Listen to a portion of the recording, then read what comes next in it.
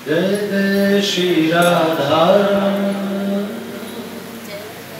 जय जय नवल किशोर जय गोपी चित चोर प्रभु श्री माधव भक्त भक्ति भगवंत गुरु चतुर नाम बकुए इनके पदवंदन किए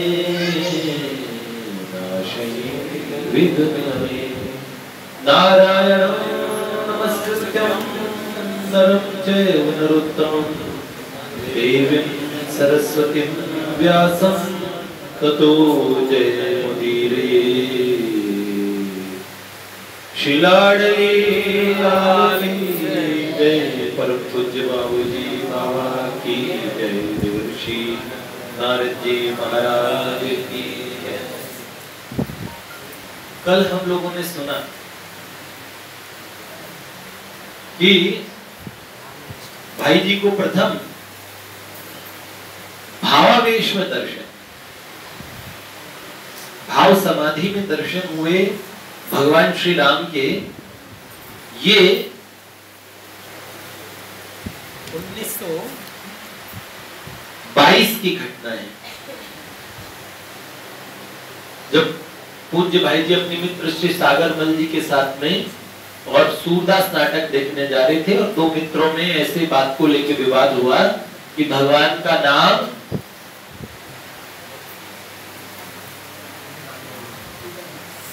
समझ के अर्थ सहित लेने से काम बनता है, और भाई जी का विचार था कैसे भी नाम लेना चाहिए, उसका कल्याण होगा। और भाई जी को उसी समय भाव समाधि लगी, और उस समाधि में वनवेशधारी श्री राम जी के दर्शन हुए, राम भगवान राम के, भगवती जानकी जी मां सीता और श्री लखनलाल जी लक्ष्मण जी, इनके दर्शन हुए। और भगवान राम ने समाधि की अवस्था में भाई जी को बताया था कि किसी भी प्रकार नाम लेने वाले का कल्याण होता है। कल हमने ये सुना, तो साथ में भगवान ने भाई जी 12-13 घंटे की भाव समाधि के बाद वापस आए। ये पहला भाव समाधि का दर्शन था, और साथ में राम जी ने नाम लिया विष्णु दिगंबर पालुस्कर जी का, कि नाम में श्रद्धा होनी चाहिए विष्णु दिगंबर पालुस्कर जी जैसी। कैसे कल हमने बताया, विष्णु दिगंबर पालुस्कर जी कौन, कल ये बताया, ये गंधर्व नाम से जिन्होंने इंस्टीट्यूट की स्थापना की। पूरे भारत में गंधर्व विद्यालय संगीत शिक्षा के सबसे अच्छे इंस्टीट्यूशंस में से माने जाते हैं। विष्णु दिगंबर पालुस्कर जी ये जो धुन जिन्होंने बनाई, रघुपति राघव राजा राम पतित पावन सीताराम सीताराम सीताराम भज मन प्यारे सीताराम, जय रघुपति राघव राजा राम पतित पावन। ये धुन जिन्होंने बनाई, विष्णु दिगंबर पालुस्कर जी को नाम इतना प्रिय था, गांधी जी अपने किसी भी सम्मेलन में पहले उनसे करवाते थे रघुपति राघव राजा राम, और इसे कहते थे राष्ट्रीय गीत है। मैंने बताया एक बार मोहम्मद अली जिन्ना जिन्होंने पाकिस्तान बनाया, कायदे आजम कहे जाते हैं पाकिस्तान के पहले, जिन्होंने हमारे देश का विभाजन करवाया, उन्होंने वो खड़े हो गए मोहम्मद अली जिन्ना, और उन्होंने मना कर दिया कि ये हमारे मुसलमानों की भावनाओं के खिलाफ है, रघुपति राघव राजा राम कैसे गाया जा रहा है। तो उन्होंने कहा आपको जाना हो तो जाइए, हम तो गाएंगे। खड़े होके गाने लगे रघुपति राघव राजा राम। तो विष्णु दिगंबर पालुस्कर जी को नाम में इतनी श्रद्धा थी, कल हमने ये भी सुना कि ये फीस लेने की बजाय अपने विद्यार्थियों को कहते थे कि भैया तानपुरा लेके मुझे भगवान का नाम सुनाते रहो। तो जब ये बाथरूम में टॉयलेट में भी होते थे तो बाहर दो के जो स्टूडेंट्स हैं वो तानपुरा लेके रघुपति राघव राजा राम गाते रहते थे। इसलिए भगवान राम ने विष्णु दिगंबर पालुस्कर जी का नाम लिया। भाई जी से इनका इतना प्रेम था, गंधर्व विद्यालय जब इन्होंने खोला तो उसपे भाई जी का एक पद इन्होंने राम नाम आधार मंडल नाम से, क्योंकि भाई जी का एक पद था मेरे एक राम नाम आधार, पद रत्नाकर में पद है। ये विष्णु दिगंबर पालुस्कर जी को इतना प्रिय था कि उन्होंने राम नाम आधार मंडल नाम से एक संस्था ही खोल दी।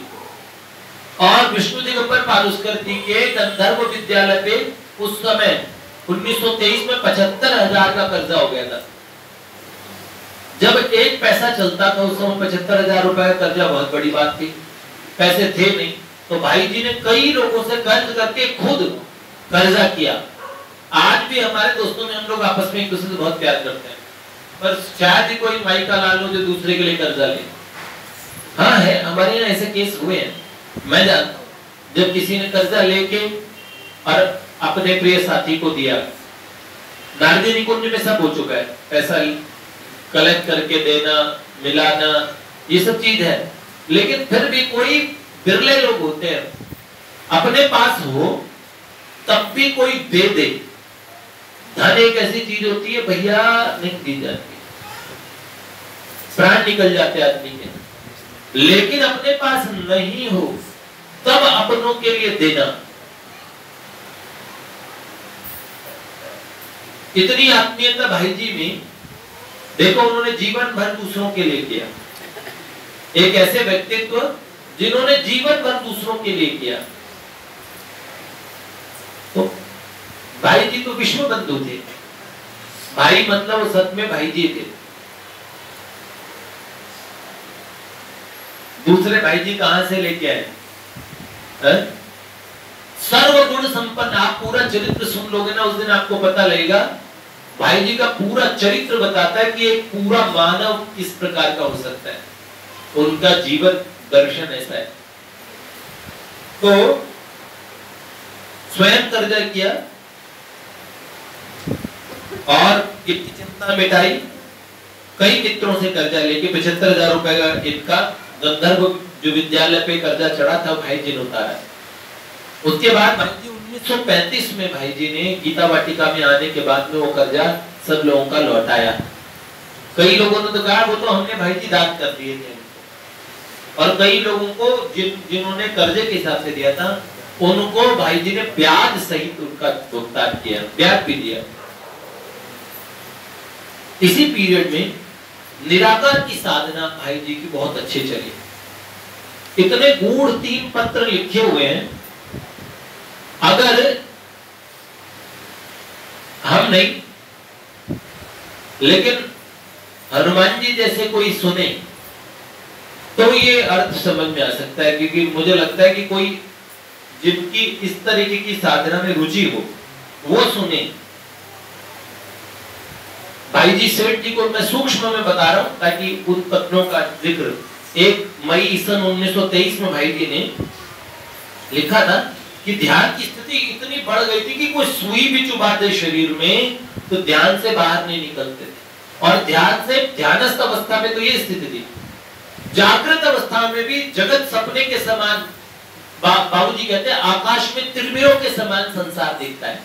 मैं पत्र लिख रहा हूं सेठ जी का, सेठ जी कहा कि पूज्य चरण मैं आपको पत्र लिख रहा हूं, लेकिन पत्र लिखते समय भी ये गाढ़ कल्पना जैसा स्वप्नवत संसार, मन की स्फुरणाएं साफ साफ दिख रही है। और सिर्फ परमात्मा सच्चिदानंद घन बोध स्वरूप, सिर्फ परमात्मा, परमात्मा के अतिरिक्त कोई सत्य नहीं दिख रहा। संसार भगवान में भास रहा है।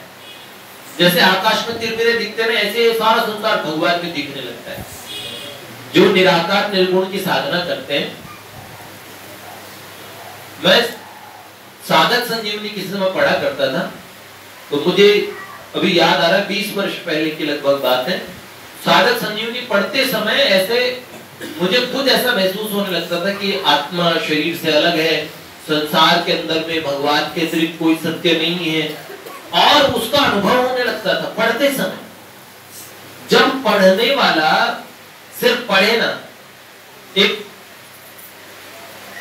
पुस्तक है करण निरपेक्ष साधन, चुप साधन के ऊपर, उसमें पूज्य स्वामी जी महाराज ने लिखा है कि हो सकता है कि आपको भगवान की प्राप्ति इस पुस्तक को पढ़ते समय ही हो जाए। मतलब निर्गुण निराकार भगवान का अनुभव, भगवान का सगुण साफ। लेकिन भाई जी अब ये तीनों पत्र बड़े सुंदर सुंदर है, और भाई जी कहते कदाचित भूल जरा सी देर के लिए होती है कि वरना परमात्मा में बोध स्वरूप भगवान के अंदर में नित्य स्थिति रहती है। लेकिन भाई जी कभी भी तब भी उनको ऐसा लगता था कि ये जो जगत है शुद्ध अनंतानंद बोध स्वरूपानंद ब्रह्म में स्थित है, ब्रह्मवत स्थित है।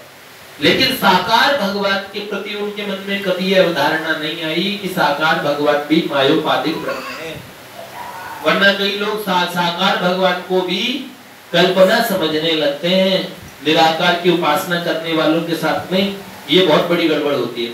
लेकिन भाई जी ने साधना काल में भी सगुण साकार भगवान का, जब निर्गुण निराकार की स्थिति में दृढ़ गाढ़ भाव में चले गए थे, उस समय भी ये 1923 में ये स्थिति बन चुकी थी। भगवान राम के भावावेश में दर्शन पहले हो गए थे, नाम जब अनवरत करते ही थे, निराकार का ध्यान चल ही रहा था। उस समय कुछ सर में दर्द रहने लगा, शिरोवेदना, क्योंकि 2.5 घंटे रेस्ट करते थे, समाज का सेवा में इतना बिजी रहते थे, अपना बिजनेस का काम भी करते थे, तो सर में बहुत दर्द रहने लगा। तो एक यादव जी भीकम जी नाम के एक बम्बई के प्रसिद्ध वैद्य थे, उन्होंने भाई जी से कहा कि भाई जी आप ये मारवाड़ी लोग सर पे पगड़ी बांधते हैं, आप भी सर के ऊपर कुछ लपेट के रखते हैं, और एक जो होती है ना गोल वाली कैप जैसी बनी हुई पगड़ी जैसी कैप, तो ऐसा कुछ पहनते हैं, सर को खुले सर रखो तो आपका सर दर्द की प्रॉब्लम सॉल्व हो जाएगी। उस समय से भाई जी ने खुले सर रखना उस समय मारवाड़ी समाज में अच्छा नहीं माना जाता था, लेकिन भाई जी ने उस समय से खुला सर रहना शुरू किया। योगानंद जी उस समय पंडित नर, एक कपू भाई नाम के महात्मा जी से भी उस समय परिचय हुआ, पंडित नरहरि शास्त्री जी से भी उस समय स्नेह संबंध बढ़ा, और योगानंद जी नाम के एक संत थे, योगानंद सरस्वती, अनूप शहर बुलंदशहर के महात्मा थे, उन्हें बड़े मंत्रों का ज्ञान था। पूज्य भाई जी ने इस पीरियड में इनसे बड़ी जानकारी हुई, तो इन्होंने भाई जी को हमेशा कहते रहते कोई अनुष्ठान कर लो, जैसे मुझे अनुष्ठान का बहुत चाव रहता है। भाई जी ने बड़े अनुष्ठान बताए हुए, कभी आप देखोगे, कोई पढ़ोगे, कई ऐसे शास्त्र है, और कई संतों से साधना जो पुस्तक है उसमें पढ़िएगा कभी, और भगवान नामांक जो है उसके अंदर पढ़िएगा विशेषण, उनमें भाई जी ने इतने संतों से अनुष्ठान लिखवाए हैं। अनुष्ठान कैसे होते देखो, शायद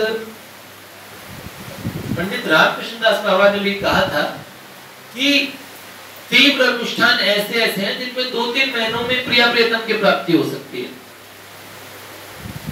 अनुष्ठान की प्राप्ति, अनुष्ठान में कहते 7 दिन में भी भगवान का अनुभव हो सकता है, पर अनुष्ठान के अनुरूप अनुष्ठान होना चाहिए। 7 दिन में हनुमान जी के दर्शन का अनुष्ठान है, 7 दिन में दर्शन कर सकते हैं हनुमान जी के। 3 दिन का भी अनुष्ठान है, 40 दिन का भी है, भगवान शंकर के अनुष्ठान है, देवी माँ के अनुभव के लिए अनुष्ठान है। ऐसे ऐसे देवता भी हैं जिनको 24 घंटे में जिनको देख सकते हैं, जिनका दर्शन कर सकते हैं। तो अनुष्ठान भी एक विधा है। तो ये योगानंद सरस्वती जी ये भाई जी से हमेशा कहते थे, अनुष्ठान के मंत्र बताते रहते थे, और खुद को उनको और उन्होंने कहा एक शिव जी का अनुष्ठान लिख के दे दिया भाई जी को और कहा इसे आप कीजिए ना, देखो शंकर भगवान आपके सामने आएंगे। भाई जी से आग्रह किया, भाई जी ने कहा मैं सकाम अनुष्ठान नहीं करता कोई कामना के लिए, और हाँ मेरा विश्वास पूरा है अनुष्ठानों पे, लेकिन कालांतर में उनका लिखा हुआ अनुष्ठान जब भाई जी गीता वाटिका आए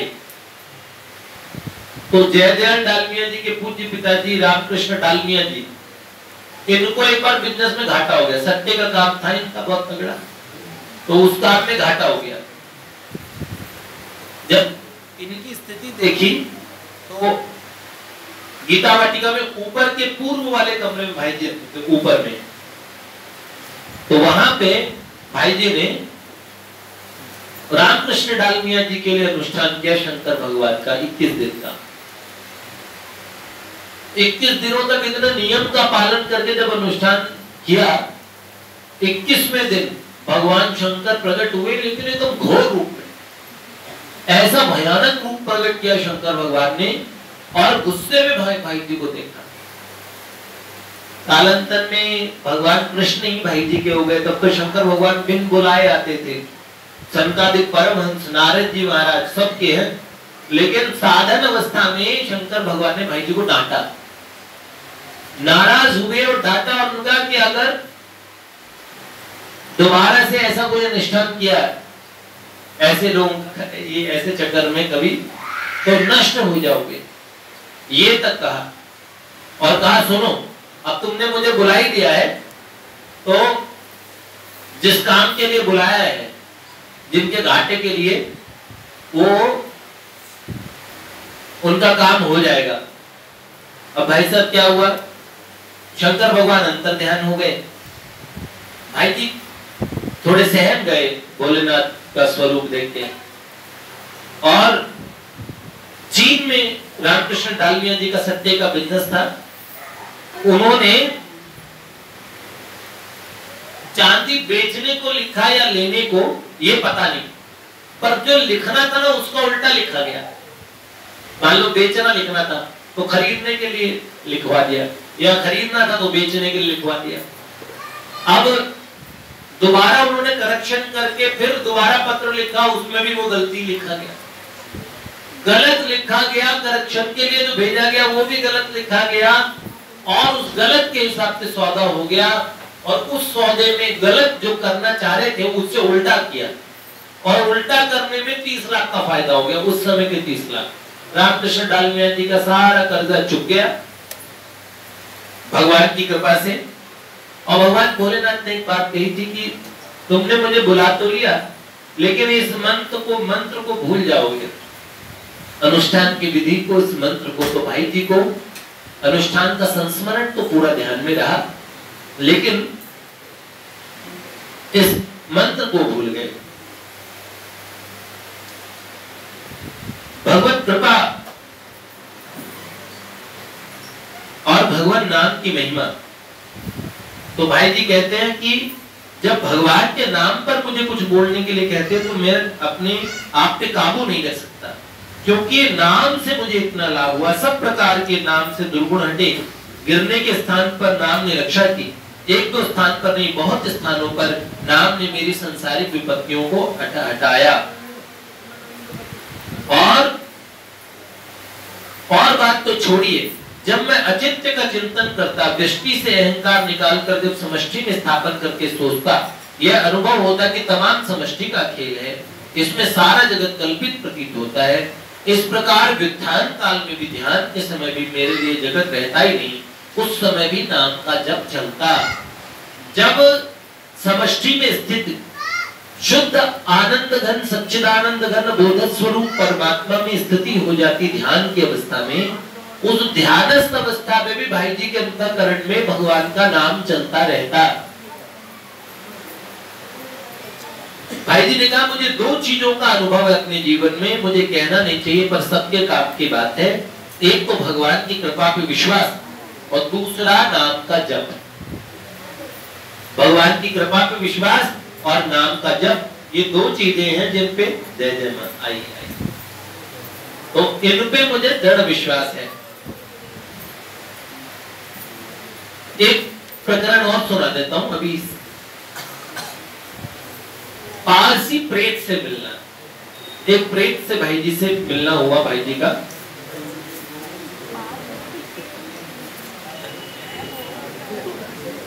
एक समय साधना काल में मेरे मन में ये प्रश्न रहता था प्रेतों के विषय में, तो मैंने परलोक पुनर्जन्म पढ़ी। उसमें इतने एक्सपीरियंसेस पढ़े, लेकिन मुझे सबसे ज्यादा विश्वास अगर संसार में किसी की वाणी पे हुआ है, जो पढ़ते ही मैं मान लेता था, वो पूज्य बाबूजी की वाणी। मैंने भाई जी चरित पढ़ा और भाई जी चरित पढ़ के मैंने ये मान लिया कि ये सब चीजें होती है जैसे भाई जी ने बोला वैसे ही। तो साधना अवस्था में जब मेरा खुद का कोई अनुभव नहीं था, उस समय मुझे ये दृढ़ विश्वास दिलाने वाली बाबूजी का चरित्र है, भाई जी का चरित्र है। पारसी प्रेत से भाई जी कैसे मिलने हुआ, ये 1925 की घटना है। भाई जी कह रहे साधना तीव्रता से आगे बढ़ने लगी। सायकाल का भोजन करने के लिए 8 बजे, भोजन करने के पश्चात भाई जी 8 बजे निकल जाते वॉक करने। और जुहू चौपाटी उस समय 1925 में ये भीड़ भाड़ वाला जुहू चौपाटी नहीं था, बेंच लगे थे और समंदर के किनारे भाई जी शाम के समय अंधेरा हो जाता था, लोग चले जाते थे, तो उन बेंचों में बैठ के भाई जी भगवान का नाम जप करते और भगवान का चिंतन करते। एकदम एकांत स्थान था, प्रकाश अधिक था नहीं, लगभग अंधेरा से ही था, रोज का काम था। एक दिन बेंच पे बैठ के भाई जी नाम जप कर रहे थे। उसी समय उनके ठीक पैरों की तरफ एक पारसी सज्जन, जैसे पारसी पुजारी होते हैं ना, पारसी धर्म वाले होते हैं, तो उन्होंने चोगा सा पहन रखा था सफेद रंग का, और पारसियों में जो पुरोहित होते हैं, हमारे हमने भाई जी का प्ले बनाया। मैंने ये नहीं बताया था कि ऐसा बनाएंगे, लेकिन जब मैंने देखा तो उसमें वो उनके सर पे डेंजर का निशान लगा के एक टकला प्लेट बना दिया। अब चरण प्रभु जब आए, बाबूजी मैं भूत हूँ, हाँ, और क्या स्वरूप बनाया वो। अगर भाई जी उस चरित्र को देख रहे होंगे तो अचंभा करोगे, इन बच्चों ने घटनाक्रम क्या बना दिया। मुझे बाबूजी के परम पूजनीय परिकर है, पुराने परिकर, उन्होंने निवेदन किया कि भाई जी के चरित्र को पुनः आप लोग बनाएं। तो मेरा विचार है कि किस तरीके से वो एक रिकॉर्डिंग में आ जाए।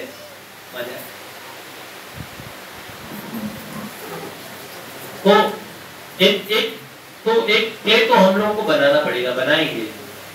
ऐसे बनाना पड़ेगा कि जिसकी शुरुआत गोलोक से हो, भगवान के दिव्य धाम से, इन महात्माओं के विषय में।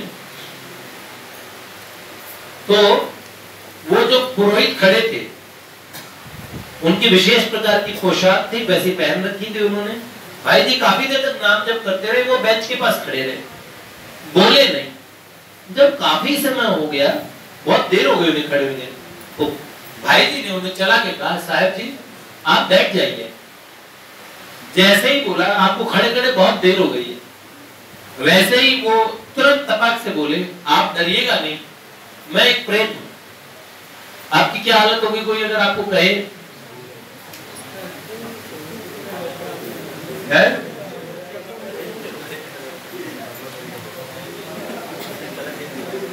कैसा लगेगा? एक नाई कटिंग कर रहा था, एक औरत गई उसके पास और कहा मेरी कटिंग कर दो। तो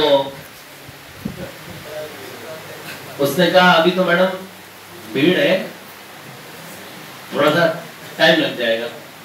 तो उसने अपनी मुंडी उतार के उस पर रख दी सामने और कहा स्टेप कट कर देना, अभी मैं जा रही हूँ बाहर।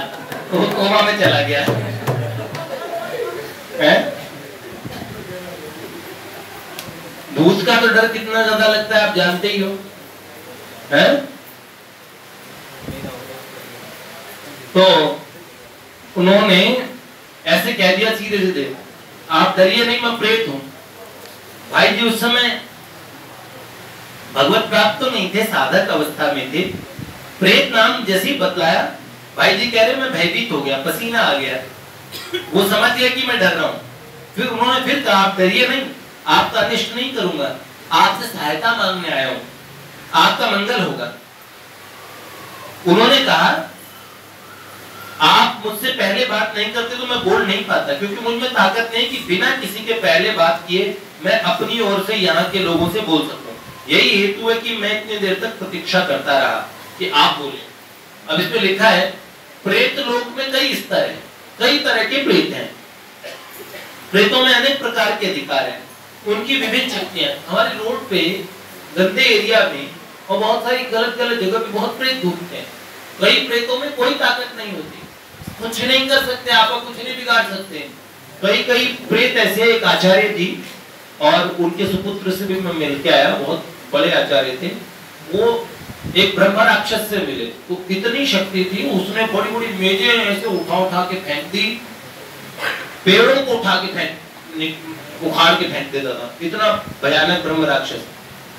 और हिमाचल प्रदेश के और जंगल मतलब पहाड़ के अंदर में एक खाली डाक बंगला होता है ना, डाक बंगले के अंदर, वो डाक बंगला पूरे विश्व में प्रसिद्ध है हॉन्टेड जगह के लिए। वो हॉन्टेड मतलब प्रेतों के बारे में, उस पर इतने रिसर्च करने लोग आए, लेकिन वो मर जाते थे। तो वो आचार्य जी वहां गए, पूज्यपाद श्री केशव देव जी महाराज थे, उनका कड़कड़ डुबा में भी एक स्थान है जहाँ पे वो मंत्रों से ट्रीटमेंट वगैरह करते हैं। उनके सुपुत्र श्री विक्रमादित्य आचार्य जी हैं, उनके सुपुत्र हैं। तो केशव देव जी के जीवन का ये संस्मरण है। तो बहुत तरह के प्रेत होते हैं, अलग अलग कोटियां होती है प्रेतों में। कई लोग कहते हैं रास्ते में बोलना नहीं, कई लोग कहते हैं ना पीछे से आवाज आ जाओ, और कई बोल देते ना आ जाओ है? और कई बार क्या होता है, जिसको ये लोग गांव में बोलते हैं छलावा होता है, तो ऐसे कई तरह के प्रेत होते भैया। वो मुझे नहीं पता मेरे भागता कैसे है, ये तो मैंने कहा तुम जानो मिल के आए होंगे, लेकिन बहुत प्रेत होते भैया। खैर, कोई मुझसे पूछे कि आपको विश्वास है क्या, मैंने कहा मुझे तो पूरा यकीन है। जैसे कोई मुझसे पूछे कि रघुनाथ प्रभु है कि नहीं है, आप विश्वास करते हैं? तो अगर मैं यूं कहूं कि मैं दृढ़ विश्वास करता हूं कि रघुनाथ जी हैं, तो ये सेंटेंस ठीक है कि गलत, मतलब सही है कि गलत है? मेरा दृढ़ विश्वास है कि रघुनाथ जी हैं। प्रतीक प्रभु कह रहे हैं कि मुझे अनुभव है। तो जो चीज आप जानते हो उसमें थोड़ी कहोगे कि दृढ़ विश्वास है। तो इसीलिए भगवान की कृपा से साधना अवस्था में और जीवन में कभी न कभी ऐसे जो इस मार्ग पे चलेगा उसको बहुत सारे अनुभव भी होंगे। तो अनुभव होते होते ऐसी बात का भी अनुभव हो जाता है। तो उन्होंने कहा, जैसे इस लोक में मनुष्यों के अलग अलग अधिकार हैं, शक्तियां हैं, बल है, वैसे वहां पर भी है। मैं प्रेत योनि में हूं, मैं सब जगह जा सकता हूं, हर एक को दिखाई भी दे सकता हूं, पर कोई मुझसे पहले बोले नहीं तो मैं बोल नहीं सकता। उसमें ये कमी थी कई भूतों में। हाँ, और मैं पारसी हूं, मेरी हिंदू शास्त्र में श्रद्धा है, मेरी मृत्यु हाल ही में हुई, प्रेत लोक में मेरी स्थिति अच्छी नहीं है, इसलिए अगर आप मेरा गया जी में श्राद्ध वो पिंडदान करवा दें तो मेरी स्थिति ठीक हो जाएगी, मेरी सद्गति हो जाएगी। तो भाई जी ने पूछा, आप लोग तो हिंदू धर्म हिंदू शास्त्रों को मानते नहीं हो, आप तो पारसी लोग हो। तो उन्होंने कहा, भाई जी से कहा, भाई जी जो सत्य है वो सत्य होता है, वो जाति सापेक्ष नहीं। जाति तो व्यवहार को लेके होती है, जो धर्म का बंटवारा के यहाँ कर रखा है, बाकी सत्य सबके लिए एक जैसा होता है, उसमें हिंदू पारसी ईसाई का सवाल नहीं है। भाई जी ने प्रेत लोक से संबंधित कई बातें भी उनसे पूछी। भाई जी ने उनसे पूछा कि कर्मों के फल, प्रेत लोक की स्थिति, उनसे कई बातें पूछी। तो उसने बताया कि दूसरों से द्वेष लेके मरने वाले की बड़ी दुर्गति होती है। जो दूसरों का बैर लेके मरते हैं ना, वो बड़ा कुड़ते हैं और उन्हें नरक में बड़ा कष्ट होता है। तो भाई जी ने उनसे पूछ लिया बीच में, क्या नरक सत्य है? भाई जी को विश्वास तो था ही, लेकिन उस प्रेत ने वर्णन किया एक से एक, उन्होंने कहा इतने इतने तरह के नरक हैं और ये बिल्कुल सत्य है। और उन्होंने कहा हाँ ये सब सत्य है। फिर उस प्रेत ने अपनी तरफ से कहा, जीवन में किसी के प्रति द्वेष रहा हो तो मरने से पहले उससे क्षमा मांग ले तथा अपने मन से उसके प्रति बैर भाव को त्याग कर दे, अपनी तरफ से बैर भाव छोड़ दे। इसके अतिरिक्त जो धन के लिए किसी दूसरे की हत्या करता है उसकी बड़ी दुर्गति होती है। किसी को आश्वासन देकर न देने वाले की भी दुर्गति होती है। हम किसी को आश्वासन देते हैं ना, हाँ मैं आपका काम करूंगा, और फिर उसका काम न करना, उसकी भी बड़ी दुर्गति होती है। ब्राह्मण का और गरीब का धन अपहरण करने वाले की बड़ी दुर्गति होती है? माता पिता और गुरु का अपमान करने वाले की घोर दुर्गति होती है। और व्यभिचारी की भी बड़ी दुर्गति होती है। जो व्यभिचार करते हैं उनकी बड़ी दुर्गति होती है। इस प्रकार उन्होंने बहुत सी जो प्रमुख प्रमुख बातें भाई जी को बताई, जो भाई जी ने अपने जीवन में नोट करके रख ली कि इन भी दुर्गति होती है। उन्होंने ये भी बताया कि प्रेत लोग में बहुत से सद्भावना युक्त प्रेत भी है, कुछ अच्छे प्रेत भी होते, सारे गंदे नहीं होते। कई लोग प्लेन चेक से बुलाते हैं, किसी की आत्मा को बुलाते हैं ना, और घर में दूसरे घुसाते हैं। कई तो ऐसे प्रेत हैं जो घर में आग लगाते हैं, पर्दों वगैरह में, वो आने के बाद जाते नहीं। भैया बहुत बुरी हालत कर देते हैं ये जो प्रेत बुलाने वाले। हमारे देश में तो प्रेत का सिस्टम कम है, विदेशों में तो हॉन्टेड लोग ज्यादा रहते हैं। तो वहां तो बाजार के कोने कोने पे भूत बुलाने की, भूत भगाने की ये चीजें होती है। हमारे देश को अंधविश्वासी कहते हैं, अमेरिका जैसे देश में और हर जगह पे ये होता है, यहाँ हॉन्टेड है, यहाँ ये चीजें। उनकी चीजें देखो, ड्रैकुला, प्रेत, वेत, उनकी वेम्पायर उनकी पिक्चरों में ज्यादा होते हैं, हमसे भी ज्यादा होते हैं। हमारे यहाँ तो फिर भी गंगा जल है और इतनी सारी चीजें हैं, भगवान की आरती होती है, जहाँ घंटनाद होता है वहां से प्रेत भाग जाते हैं, शंख बजने की जगह से भाग जाते हैं। तो हमारे यहाँ, उनके यहाँ कुछ नहीं है, तो इसलिए वहाँ प्रेत होते हैं और वो कब्रिस्तान में गाड़ देते हैं। तो कब्रिस्तान में प्रेत बहुत होते हैं, हमारे यहाँ तो शरीर जला देते हैं, तो वहाँ कोई सबूत नहीं रहता। तो हमारे शमशानों में इतने भूत प्रेत नहीं मिलेंगे जितने उनके कब्रिस्तानों में मिलेंगे, कब्र के आसपास ही बैठे होते हैं। हाँ,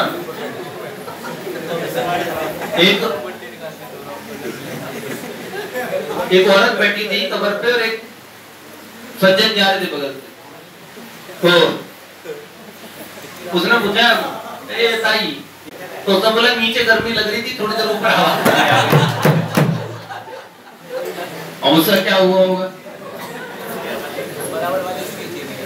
हाँ, तो उन्होंने कहा बहुत से सात्विक वृत्ति के प्रेत भी होते हैं, बहुत से तामस वृत्ति के अनुसार स्वभाव और कर्म होते हैं। इस जीवन में ममता तथा राग द्वेष के संबंध उनको स्मरण रहते हैं, वैसा ही वे व्यक्तियों को मानते हैं, उसी प्रकार बर्ताव करके उनसे चेष्टा करते हैं। आगे हम बताएंगे कल। मतलब जिनसे द्वेष रहा, भूत बनने के बाद उन्हें तंग करते हैं, और जिनसे राग रहा उनके इर्द गिर्द। वो गाना सुना ना, ये मेरा प्रेम पत्र पढ़कर, तो उसमें एक लाइन है, अगर मर जाऊं तो तू भटकेगी तेरे इंतजार में। मैंने कहा ऐसा मत कहना प्लीज, ये तो बड़ी खतरनाक बात है। अंत में कहते हैं, अगर मर जाऊं